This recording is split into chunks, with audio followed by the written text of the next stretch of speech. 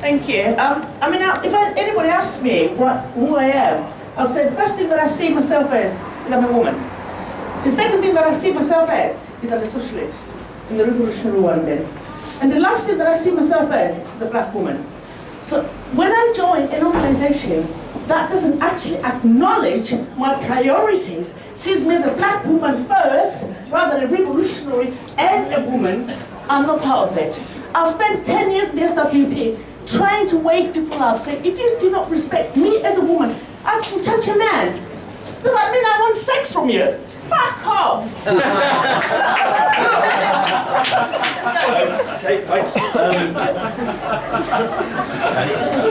Sorry, my name is Ron. Still a member of the SPP, but I think we have to acknowledge, anyone who's still in the SPP has to start by acknowledging that whatever our formal politics as an organisation around the question of women's oppression, our failure to put them into practice has left us in an impossible situation to address these sort of questions. But what I would encourage people to continue to think about, that I think there's revolutionaries in all organisations and none at the moment who are grappling with a very difficult question with what does it mean to be a revolutionary today in an era of capitalist crisis that's been ongoing, an era where the working class in Britain has been impacted by neoliberalism, where the trade union leaders are very able to sell out disputes because of the weakness of it.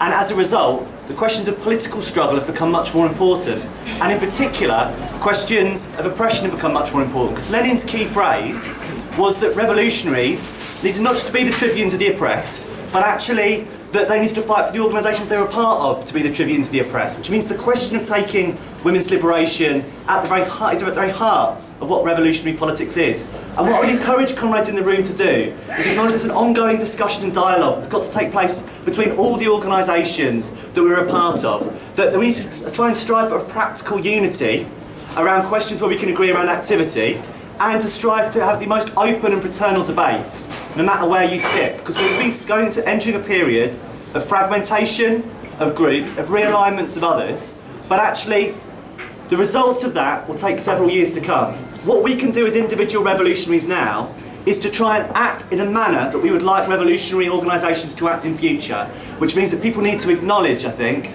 that with good faith, some people left the SDP earlier, some people were never in it, some of us are still trying to fight, and there's differences of opinion within those that are trying to form our organisation at the moment.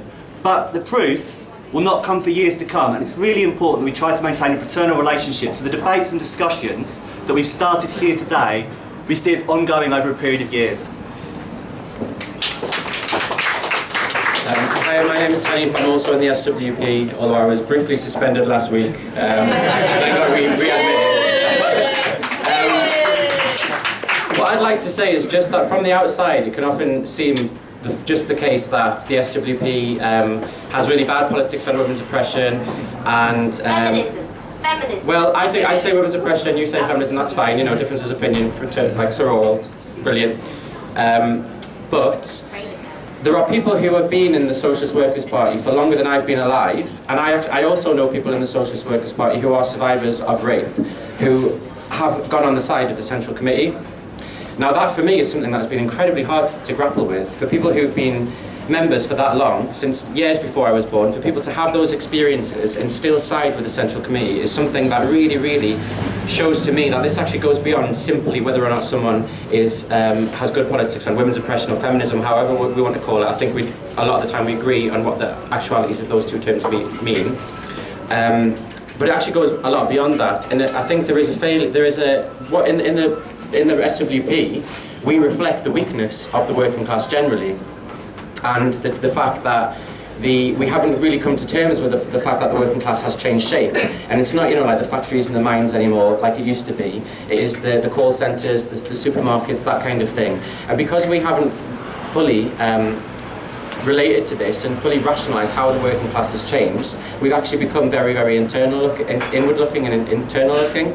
And I think because of that, we've actually cut ourselves off from the movement, cut ourselves off from a whole series of debates. And some people who wrote stuff in the 80s that I might have agreed with in the 80s are now looking at me when I'm talking in language that people use now about privilege, benefit, all those kind of things, as if I'm talking a completely different language.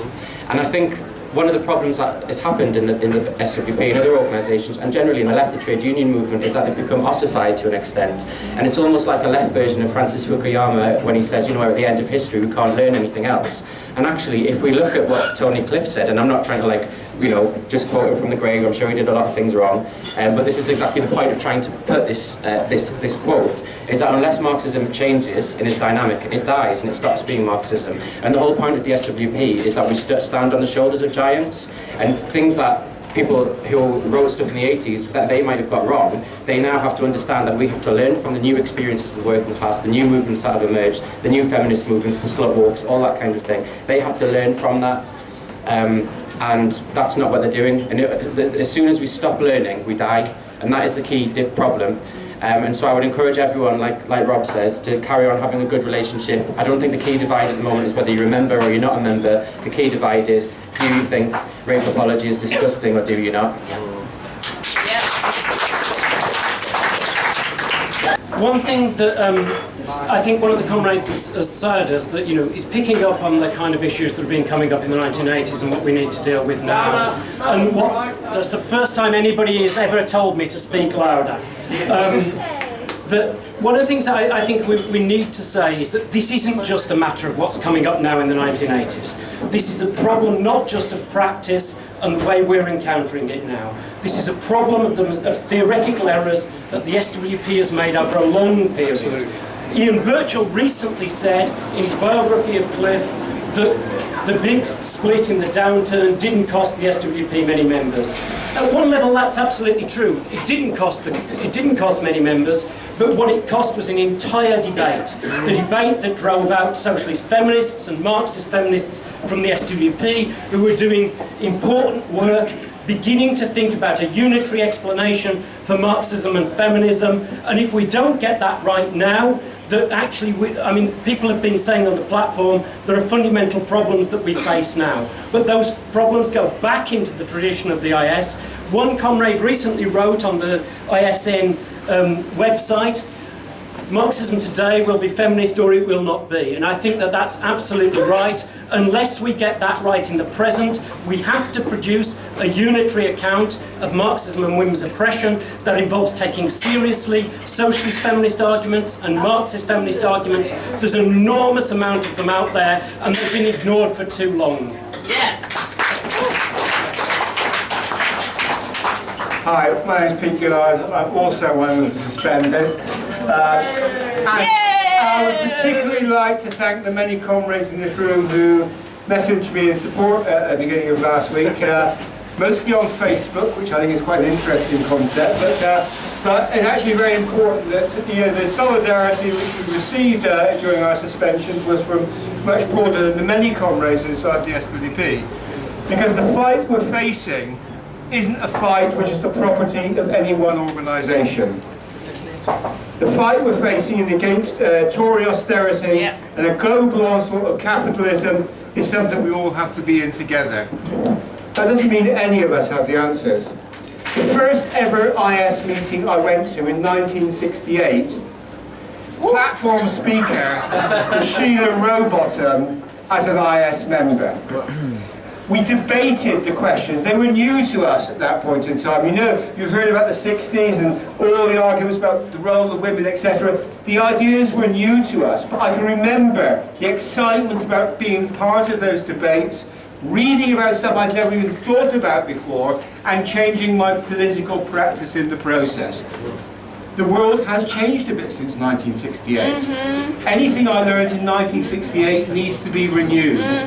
We need to carry on that process of renewal, looking at the world as it is, not how we think it should be. But in that process, it's not just a book exercise, it's not just meetings like this, it's working together. I'm working in the People's Assembly in Lambeth with other comrades from both the SWP and the ISM. We'll work to build that up, and in the process we'll learn some lessons. And hopefully out of those lessons comes not just a united fight, but in the end a united revolutionary organisation. Yay! Hi, my name is Kate. I just wanted to make 3 points. The first is that I don't think a comrade was saying before that you can either be a Marxist or a feminist. I completely disagree. I think that they are. I think that you actually have to be both. I think there's already a very well thought out ideological position which is called socialist feminism, and there's like loads and loads of work around that. And what that tradition does is that it builds on both Marxism and feminist ideas to create a new explanation of the world around us. So, in kind of addition to that, my second point is on the question of sex work and pornography. I think that quite a lot of the stuff that I've read coming out of the Socialist Workers' Party about those issues hasn't been great. And actually, I think that having a principled socialist feminist position involves taking a position that says we support the rights of sex workers to work and as workers, and we want them to organise into their own unions, etc. And I think that is, like, having that kind of position takes away a lot of the kind of moralism of like radical feminism, but also like a kind of slut shaming from like conservatism, saying that like women should be respected no matter what they do. And I think the third point I wanted to make is I'm a member of a group called Workers' Liberty, and one of our comrades, Daniel Cooper, is the Vice President of the University of London Union. The President of ULU, Michael Chesson, is like fairly ideologically close to us as well. And actually, like a lot of people on on the executive ULU sympathise with us as well. We possibly could have shut down Marxism from ULU. Obviously, this IOE is different, but we argued that shouldn't be the case. Lots of young feminists that I know are saying that we should have bureaucratically shut down Marxism, and I think that's really, really bad. I think actually what needs to happen is a greater level of debate on the left. And I don't think that doing that would help at all. I don't think it helps the fact that there are so many people in the SNP who are still oppose what's happened, and also just people who are showing up because they saw a poster, or people who are fairly ignorant. And actually, what we want to do is we want to go to these people and convince them of socialist feminist ideas, and also say not all Marxists are shit. Marxism is good. So yeah, thank you.